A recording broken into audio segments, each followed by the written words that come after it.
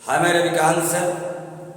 मैं आप सभी व्यूवर्स जितने ऑडियंस जो भी अंग्रेजी में एक बेहतरीन रुचि रखते हैं, आज मैं आप सभी को अपने YouTube पर यह पहला वीडियो अपलोड कर रहा हूं। गाइस, इस वीडियो को स्किप करके आप कहीं जाना मत, पूरा वीडियो देखना और आप निश्चित रूप से कुछ नया आपको जरूर मिलेगा। आपने इसके पहले आप पार्ट्स ऑफ स्पीच पढ़ चुके होंगे। इस वीडियो में पार्ट्स ऑफ स्पीच की डिफिनीशन और एग्जाम्पल तो नहीं बताऊंगा, लेकिन कुछ खास निश्चित बताऊंगा जो आपके लिए बहुत यूनिक, बहुत अनोखा होने वाला है।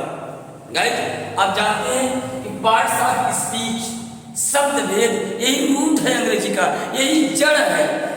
इसी का सबसे बेहतरीन नॉलेज आपको लेना पड़ेगा, इसको गहराई समझना पड़ेगा।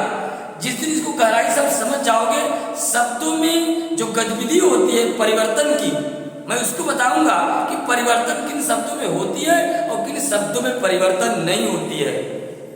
ये पार्ट्स ऑफ स्पीच को वर्ड भी कहते हैं, या उसे हम फाउंडेशन ऑफ इंग्लिश भी कहते हैं, या उसे रूट ऑफ इंग्लिश के रूट बोलते हैं। इसको रूट, ये रूट है, यही जड़ है। आप जानते हैं कि पार्ट्स ऑफ स्पीच कुल 8 होते हैं। जैसे मैंने यहाँ पे noun, pronoun, verb, adverb, preposition, conjunction और इंटरजेक्शन लिया है। आपको बता दें कि जो 8 शब्द हैं, इन 8 शब्दों में मात्र 4 शब्द, यहाँ मैं लिखा हूं मात्र 4 शब्द, एक नाउन, वर्ब, एडवर्ब और एडजेक्टिव, यही 4 शब्द वेरिएबल है। यही 4 शब्द वेरिएबल है। वेरिएबल का मतलब इन्हीं शब्दों से एक नाउन को वर्ब में, फिर वर्ब को एडजेक्टिव में, और फिर एडजेक्टिव को एडवर्ब में, एडवर्ब से नाउन में, यही क्रिया आप कर सकते हैं। ये क्रिया आप कर सकते हैं। तो मतलब जो पार्ट्स ऑफ स्पीच है, ये इसको इन 8 शब्दों को 2 पार्ट में डिवाइड किया गया है। आपकी जानकारी है, बता देता हूं अभी आपको कि जो यहाँ पर नाउन लिखा हुआ है, प्रोनाउन नहीं, ये प्रोनाउन इन वेरिएबल में आएगा, यह नहीं बदलेगा। ही, सी, इट जैसे है वैसे ही रहेगा। वर्ब यह वेरिएबल में आएगा, यह बदलेगा, एडवर्ब बदलेगा और प्रीपोजिशन कभी नहीं बदलेगा, फिक्स है। इन है, टू है, इनटू है, अपॉन है, बिटवीन है, बाय है, ओवर है, एबव है, एमंग है, एमंगस्ट है, ये फिक्स है। और यहाँ पे कंजंक्शन फिक्स है, एंड है, एज वेल एज है, बोथ एंड है, आइदर आर, नाइदर नार, ये सब फिक्स है। इंटरजेक्शन ये सब फिक्स वर्ड है। ये नॉन वेरिएबल की कैटेगरी में आते हैं। मतलब पूरा पार्ट्स ऑफ स्पीच 2 पार्ट में डिवाइड। एक वेरिएबल का मतलब भैया बदलने वाला।